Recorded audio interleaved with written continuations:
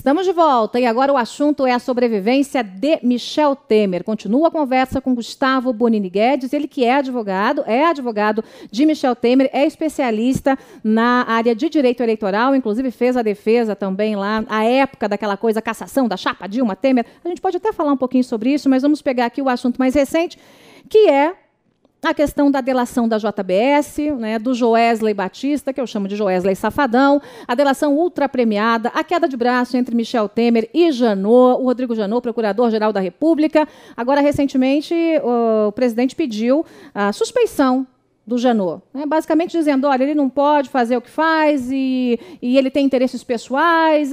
O que aconteceu? Por que o presidente fez esse pedido e por que demorou tanto, se ele tinha essa desconfiança? Por que esperou a primeira denúncia ser julgada na Câmara e aquela coisa toda? Olha, o advogado criminalista do presidente é o Dr. Maris, que é aqui de São Paulo, um grande criminalista. Eles avaliaram, foi uma decisão dele, do presidente, o momento em fazer esse pedido. Não tenho dúvida de que foi no momento mais adequado e da forma mais correta. Eu acabei ajudando um pouco nisso, ali, enquanto estava às voltas com o nosso processo lá do eleitoral lá do TSE, porque me chocou muito algumas coisas que eu ainda comentei com o presidente à época, que me chocou muito algumas coisas que eu acompanhei, que eu vi, a forma de atuação do procurador-geral, a politização da Procuradoria-Geral da República, a participação daquele ex-procurador, que depois se tornou advogado e passou a advogar para a JBS. Então, tudo aquilo realmente me chocou muito naquele momento, por isso que eu me dispus, inclusive, a ajudá-lo, ajudar ele, o Dr. Maris, nessa etapa aí, que foi bem vencida há poucos dias na Câmara, né?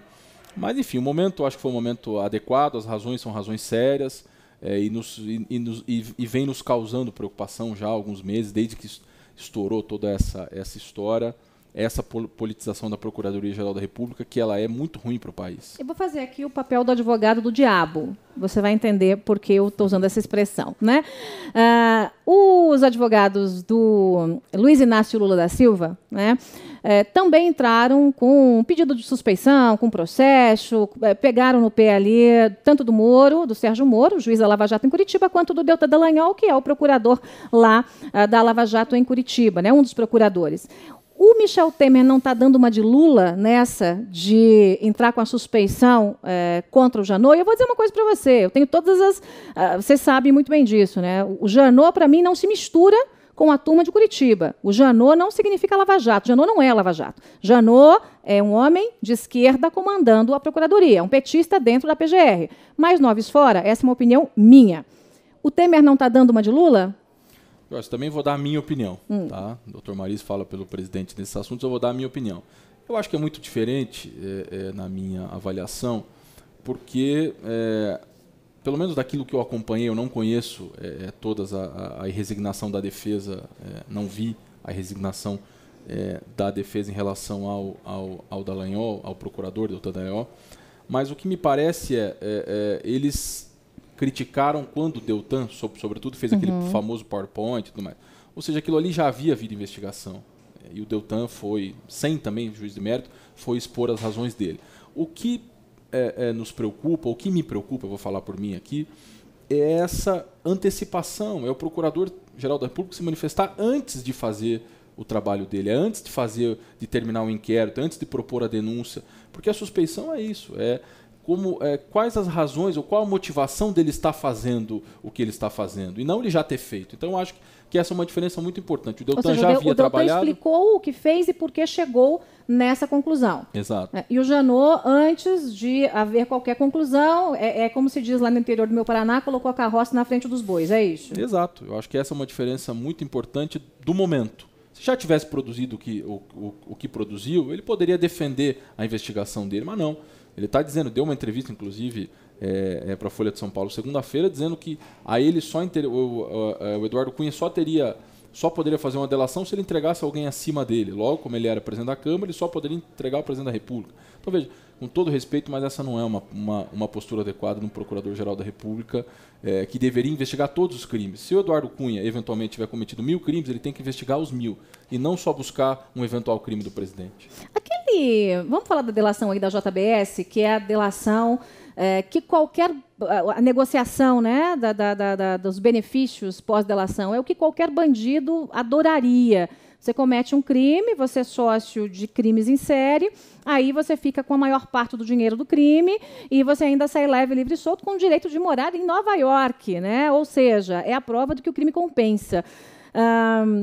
O Marcelo Miller, que era braço direito de Janot, aquele, gente, que saiu da Procuradoria e virou advogado, na prática virou advogado aí do Joesley Batista, que eu chamo de Joesley Safadão, do pessoal da JBS, ele está voltando à tona, está voltando à cena. Ele ficou um pouco quietinho, o escritório que o contratou depois do escândalo disse, olha, a gente demitiu, não quer mais nada, e aí ficou dito pelo não dito. Mas o Globo fez um pedido de informações querendo saber o seguinte, olha, como é que é o trânsito, como é que foi o trânsito do Marcelo Miller na Procuradoria-Geral da República pós, né, o pedido dele de sair depois da exoneração. E a resposta veio. Ele teve 6 dias depois, só 6 dias depois da exoneração, na Procuradoria, já para negociar em nome da turma da JBS. Suspeito, hein? Isso é, com todo respeito, um absurdo. Desde o começo também, esse foi um dos primeiros assuntos que me chegou e que me preocupou muito. Eu disse ao presidente à época que, enquanto advogado, acho isso absolutamente inoportuno, indesejado e, eventualmente, pode até, depois, ao final, trazer problemas à JBS. Mas o que ficou claro, essa era uma linha que a gente vinha tratando desde do início, mas essa é uma linha que depende de provas. Então, a gente há, por exemplo, a ação popular do deputado federal Darciso Perondi, onde também requereu essas informações, controle de acesso. Sei que outros veículos também fizeram esse pedido de informação, mas está claro de que a linha está correta, está claro que esse procurador não poderia ter atuado, desrespeitou a quarentena constitucional, que também vale ao Ministério Público, ao contrário do que alguns vêm dizendo. A emenda constitucional 45 estendeu isso também ao Ministério Público. Então, assim, é fato, não poderia ter atuado onde atuou, e essa última matéria do Globo deixa claro que há mais por aí. Eu acho que agora é uma questão de tempo para se buscar essas provas, mas eu não tenho dúvida de que vai se verificar, no mínimo, uma ilegitimidade, uma ilegalidade da forma de negociação dessa delação. O grande medo, né, quando se fala em anular a delação dos irmãos Batista, é de que fica o dito pelo não dito, de que quem cometeu o crime simplesmente sai leve, livre e solto, né? E eu estou falando aqui dos delatados, e pronto, é como se nada tivesse acontecido. Não é bem assim que funciona juridicamente, né? Quando se fala em nulidade da delação, pode haver simplesmente uma revisão das benesses que foram dadas a esses delatores, e não necessariamente anular tudo o que aconteceu, porque as provas continuam sendo provas, não? Sim, os acordos de colaboração, há cláusula específica em relação a isso, no sentido de que, se houver algum tipo de falta do delator, em verdade, não trouxer as provas de corroboração, que é aquilo que documentalmente comprova o que ele está dizendo verbalmente, é possível que se reveja os benefícios. Então, eu não tenho dúvida de que vários fatos, aliás, a imprensa todos os dias traz alguma inverdade. Semana passada, o Estadão, se eu não me engano, trouxe em relação ao que o Joesley quis proteger o irmão, tentou botar no colo do presidente Temer uma doação para o Duda Mendonça, quando na verdade foi um pagamento da pré-campanha do irmão dele em Goiás, que seria candidato, contratou o Duda, pagaram, e aí botaram lá numa rubrica com o nome do presidente. Então tudo isso vai aparecer com o tempo. Com o tempo vai aparecer, e não tenho dúvida de que isso tudo poderá, como já disse, já deixou claro o Supremo, que ao final poderá sim, se houver falha ou mentira em verdade ou ausência de documentação, pode rever esses benefícios absolutamente despropositados, desproporcionais e únicos no mundo, talvez, de um delator que confessa tudo o que confessou poder ir embora para casa. Ninguém teve esse benefício, né? Nem mesmo o pessoal da Odebrecht. O Marcelo Odebrecht amargou aí, né, mais de 19 anos de cadeia. Foi a sentença que o Moro deu. A gente tem outros tantos que estão atrás das grades, né, que ou estão em prisão domiciliar, mas o Joesley Batista está livre para fazer o que quiser e bem entender, usufruindo do produto do crime que foi sócio. Porque quando ele diz que foi sócio, quando ele diz que financiou ilegalmente mais de 1.800 políticos, ele é sócio Ele é criminoso, sócio de mais de 1.800 crimes. E aí tem mais uma coisa que eu sempre fico me perguntando, como é que se faz um acordo de delação premiada com alguém que é chefe de quadrilha? Porque se você tem um crime cometido entre muitas pessoas em série, pelo menos pelo que eu sei, o nome disso é quadrilha. Não se pode dar o benefício da delação para chefe de quadrilha. Isso também é uma discussão que tem que ser levada com muita seriedade, né, dentro do Supremo. Também, o próprio ministro Gilmar Mendes falou isso, né, numa das sessões, questionou, na verdade, esse tema. Mas esse é um tema que penso que corretamente o Supremo decidiu para a matéria final de mérito. Não haveria uma antecipação agora da discussão sobre se é ou não chefe da quadrilha, antes de se produzir as provas que eles pretendem produzir nesses inquéritos investigativos. Então, é um outro tema, sem dúvida nenhuma, que será colocado ao final, e se entender que ele era o chefe dessa quadrilha, vai perder os benefícios, que imagino seja aquilo que o país todo queira, porque ninguém se conformou com a forma como essa delação foi feita e os benefícios que ela atingiu. O grande calcanhar de Aquiles de Janot é o Marcelo Miller? Joyce, desde o começo, como eu disse, me preocupou muito isso. E eu acho que aparecerão provas, porque tem algumas outras estranhezas, né? Veja que todas as empresas que fizeram as suas delações contrataram escritórios especializados. Hoje em dia é um ramo do direito criminal. Curitiba tem, São Paulo e Rio, inúmeros escritórios especializados nisso, Brasília também. E nesse caso da JBS não se teve ninguém. Como assim? Eu chego lá e eu faço, assim, olha, vamos lá, eu pego um advogado aqui que é do meu terreno, da minha empresa, e vou negociar com o procurador de Ordem Pública? É isso? Foi isso. Quem, teoricamente, conduziu todas as negociações foi o advogado interno na JBS, que, pasme, também é delator. Mas que beleza! Me parecem muito bem orientados, hein?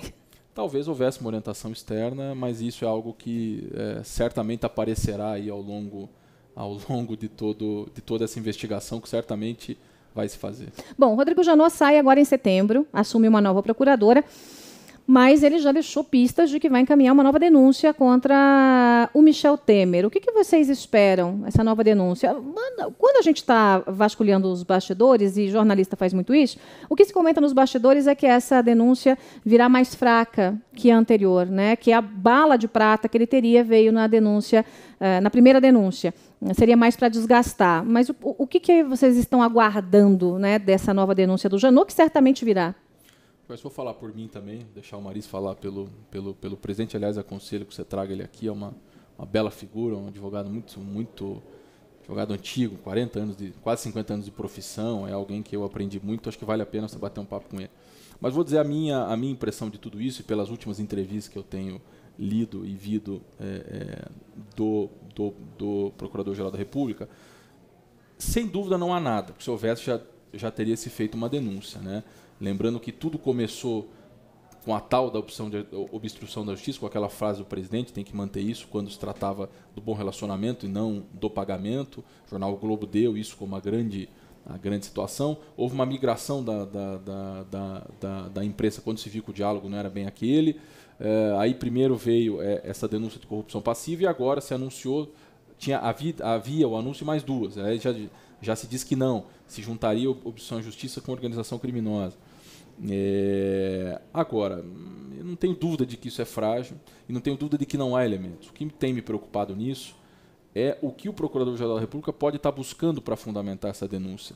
Que tipo de negociação ele pode estar realizando com o Eduardo Cunha para tentar trazer alguma prova nova, com que tipo de benefício. Então, eu acho que é esse o ponto, e me preocupou muito a entrevista que ele deu, já disse isso à Folha de São Paulo, para dizer que não interessava nada para baixo, interessa só para cima.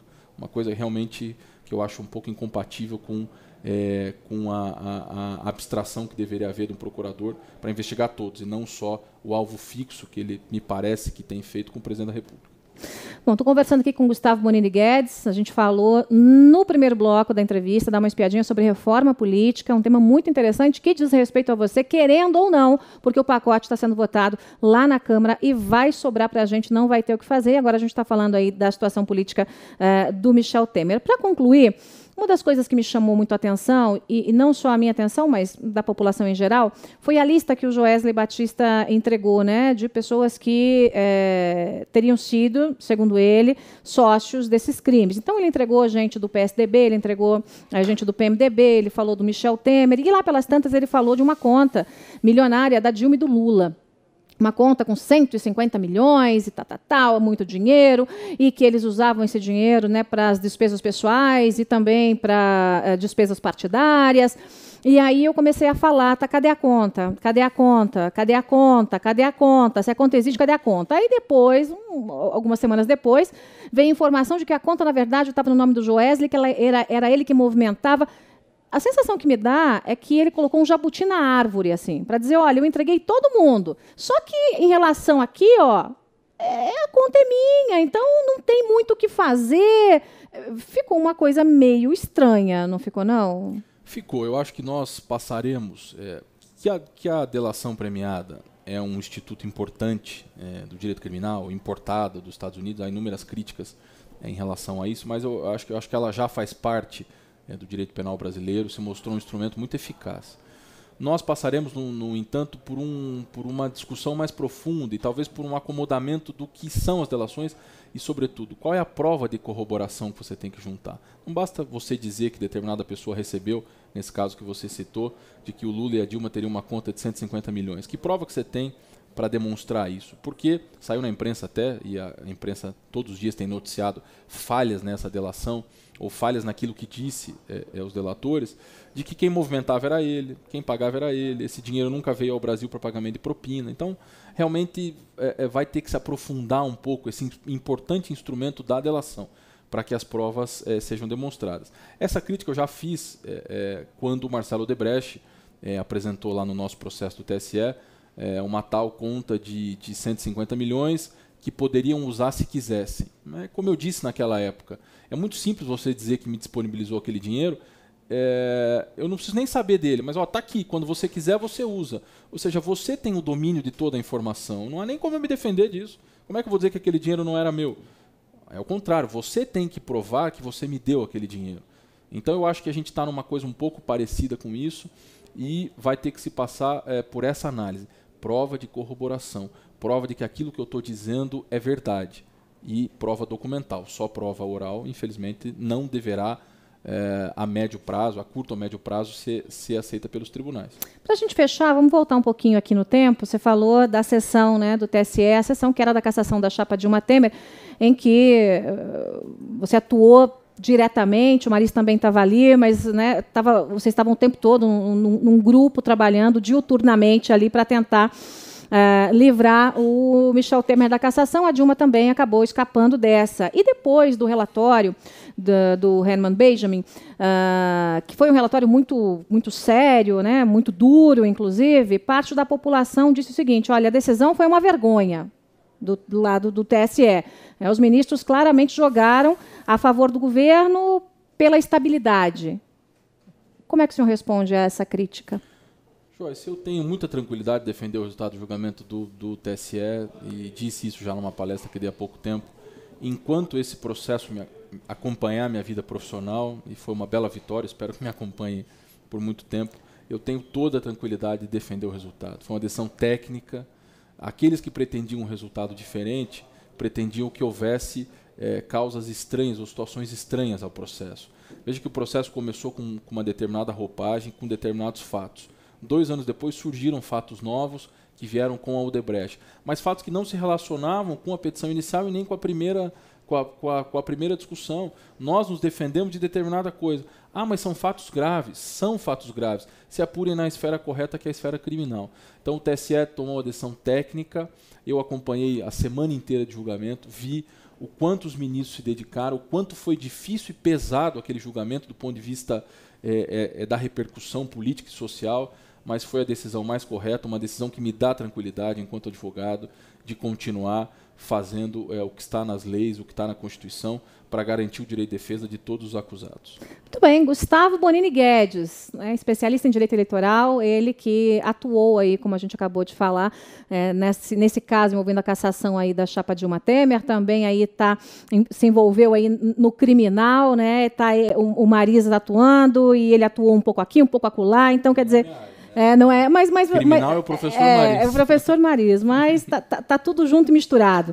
Obrigada pela entrevista, boa sorte, até a próxima. Obrigado, é um prazer, estou sempre à disposição de você e dos teus ouvintes, telespectadores. Obrigado. Não esqueça, gente, curta, espalhe e compartilhe e a gente se vê já já.